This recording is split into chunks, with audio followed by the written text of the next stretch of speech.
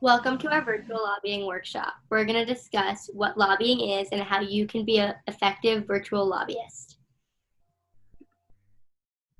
So again, welcome. I'm Helena. I'm one of the Legislative Affairs co-directors. I'm Maeve. I'm the other Legislative Affairs co-director. Okay, without further ado, let's get into it. What is lobbying? So lobbying is just meeting with elected officials and or their staff in order to influence their policy decisions or actions. So it's one of the best ways to create change because you're having conversations with the people who have the power to make the changes you'd like to see.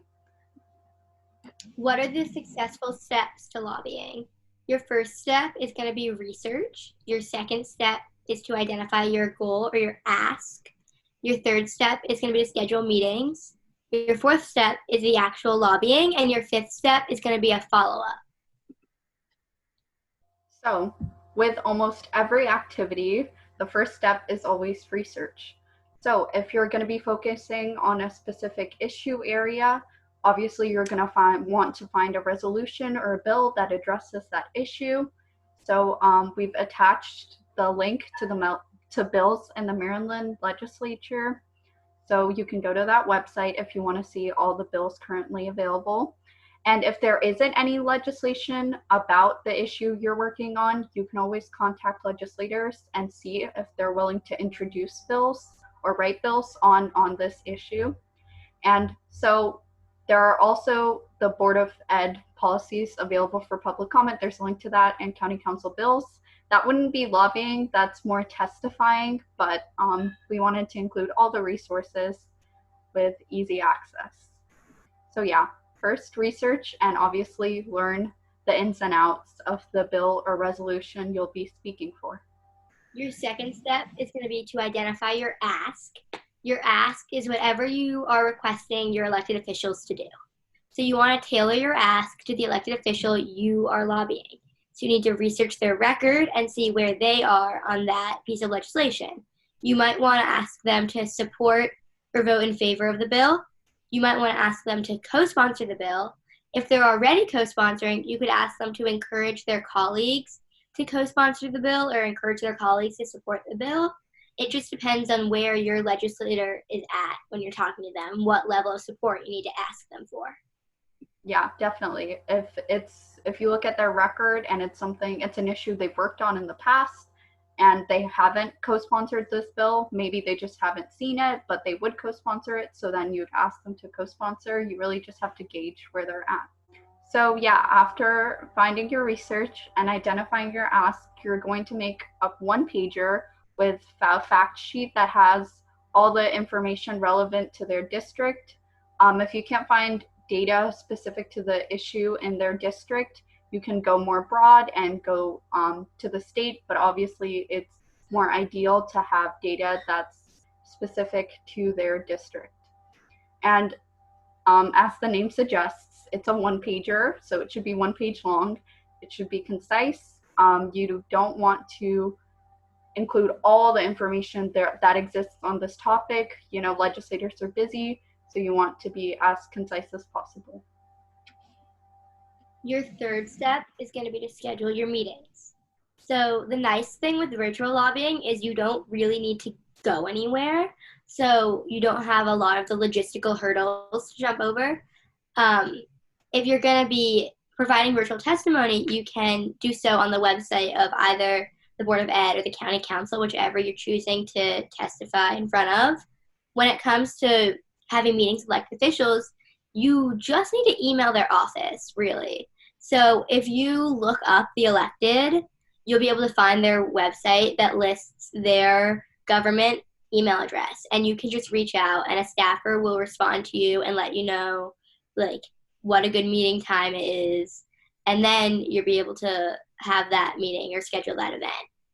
Yeah, and in the rare case they don't respond to the first email, you can always send a follow-up email, and if they don't respond to the follow-up, you can always call their office. But that's pretty unlikely. The offices are pretty good about responding. So step 4 is the actual lobbying itself. And so obviously you're going to be meeting with elected officials. It's important to present yourself in a formal manner. So attire is usually business casual or professional, whatever that means to you. And again, you're meeting with elected officials, so you want to make a good impression. You don't want to waste any of their time. So it's really, really important to arrive early. And don't be nervous about the actual act of lobbying itself. It's just a natural conversation. They are your representatives. They want to hear your concerns and ask their constituents. Your perspective is super important to them. So don't be nervous. They want to hear what you have to say. And make sure to insert your ask both at the beginning and at the end of the meeting to really reinforce why you're there and what you'd like that elected official to do. And as your one pager already has a lot of the statistics and facts, during the meeting itself, you really want to focus on your personal experiences and why that issue matters to you and why you're there. Yeah, just remember to talk about what makes you the best messenger for this issue, because you're the one who came to talk to their office about it. So you don't need to tell them numbers on a state or a national level about why this issue matters. You need to tell them why it affects their constituents. Okay. So this is a simplified version of lobbying. You're really just starting by thanking your elected official. You want to thank them for their time. You're going to introduce the bill you're talking about, introduce what you're asking them to do on it, tie in your personal story or explain why it matters to you, repeat what you want from them, repeat your ask, and then thank them again for their time.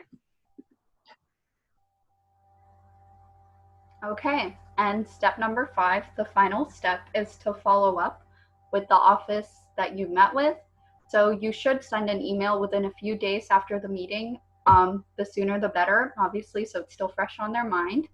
And you just want to refresh them about everything you discussed and again, reinforce your ask so that they really know that you want them to do something and that's why you were there.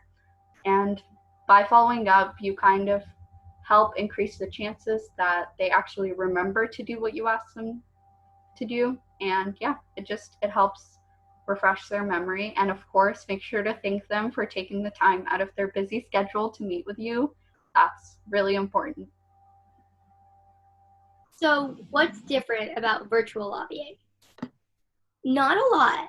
So essentially, the whole setup is the same. You're doing your research, you're identifying your ask, creating your one pager, scheduling your meeting, having your meeting, and doing your follow up.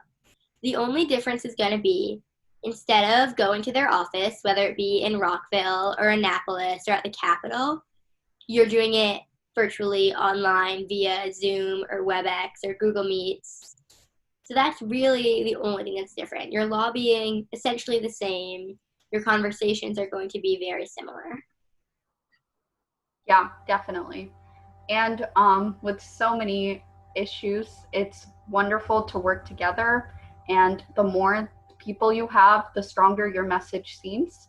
So it's really great to go lobbying with an organization if you can. If you can't, that's completely fine. But yeah, if you are lobbying with an organization, you should be going in small groups, and each group should have a leader who's reaching out to the elected officials and scheduling meeting or call times. And then you can just invite or recruit people through social media, email, word of mouth. And about going with a group, if you're lobbying with a group, what it usually looks like is the leader introduces themselves and everyone goes around and introduces themselves to the elected official. And then everyone basically talks about why they're there, why they care about this issue, why this bill is important to them. So yeah, like I've mentioned before, it's just like a regular conversation, but with an elected official. So these are some samples of graphics you might see for events people have. Because a lot of times you'll see organizations establishing or creating events that you can go and join. That's a great idea. If you see a graphic like this, you might want to check out the link or look at the like scan code so you can join their event and come. We at MCR host an advocacy day every year. This year it will probably be virtual. It has historically been in person. We invite you all to join us for our event and to join other organizations for theirs. Thank you so much for attending our workshop, and we hope you'll be organizing your own lobby day soon or going to one with a different organization. Thank you.